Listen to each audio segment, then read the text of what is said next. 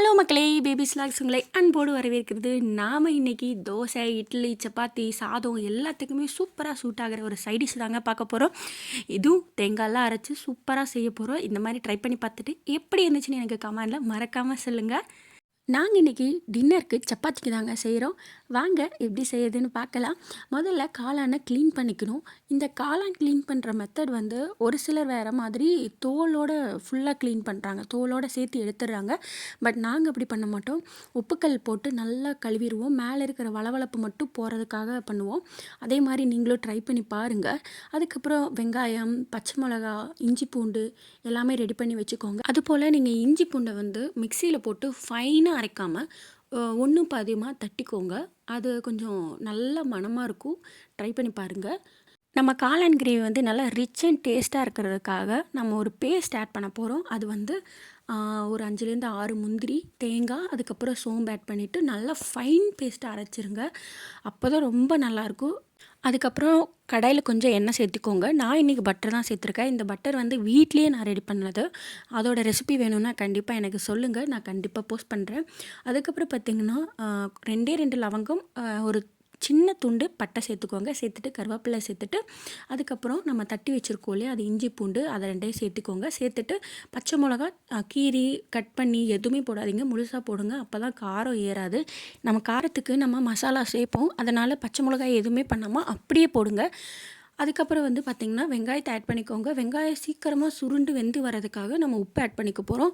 நல்லா வெங்காயம் கண்ணாடி பதம் வந்ததுக்கப்புறம் தக்காளி போட்டுக்கோங்க. தக்காளி வந்து சீக்கிரமாக வேகிறதுக்கான ஒரு நல்ல டிப் என்னென்னா, மூடி வச்சு குக் பண்ணுங்கள்.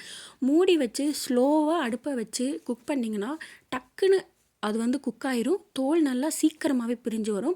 இந்த டிப் கண்டிப்பாக உங்களுக்கு பிடிக்கும்னு நினைக்கிறேன். அதுக்கப்புறம் மிளகாய்த்தூள் கொஞ்சமாக, இது வந்து காஷ்மீரி மிளகாய்த்தூள்லாம் கிடையாது, காரம் கொடுக்கல அந்த மிளகாய்த்தூள் தான். மிளகாய்த்தூள் கொஞ்சமாக, தனியாத்தூள் கொஞ்சமாக, அதுக்கப்புறம் மஞ்சள் தூள் கொஞ்சமாக, அதுக்கப்புறம் கரம் மசாலா கொஞ்சமாக போட்டு நல்லா கலந்து விட்டுருங்க. கலந்து விட்டு அடுப்பை கம்மியாக வச்சு மூடி போட்டு அந்த பச்சை வாசனை போகிற வரைக்கும் நல்லா குக் பண்ணுங்க.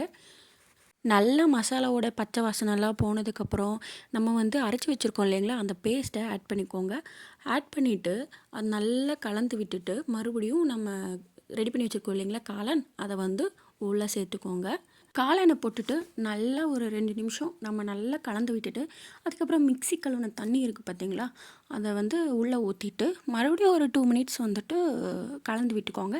கலந்து விட்டுட்டு மூடி போட்டுட்டு ஒரு 5 மினிட்ஸ் வேக வச்சுட்டு அதுக்கப்புறம் மிளகுத்தூள் இருக்குது பார்த்தீங்களா, மிளகுத்தூள் கொஞ்சோண்டு அப்படியே தூவி விட்டுட்டு அப்படியே கலந்து விட்டிங்கன்னாவே சூப்பரான கிரேவி ரெடி ஆயிரும். இது வந்து நல்லா சுண்டி எண்ணெய் பிரிஞ்சு வர வரைக்கும் நான் வச்சுருக்க போகிறேன். அதனால் மறுபடியும் மூடி போட்டு மீடியம் ஃப்ளேமில் வச்சு குக் பண்ண போகிறேன். எக்ஸ்ட்ரா ஒரு 5 மினிட்ஸ் விட்டால் எண்ணெய் பிரிஞ்சு வந்துடும். அவ்வளோதான், நம்ம காளான் கிரேவி வந்து சூப்பராக ரெடி ஆகிடுச்சு. நீங்கள் வந்து ட்ரை பண்ணி பார்த்துட்டு எனக்கு எப்படி இருந்ததுன்னு சொல்லுங்கள்.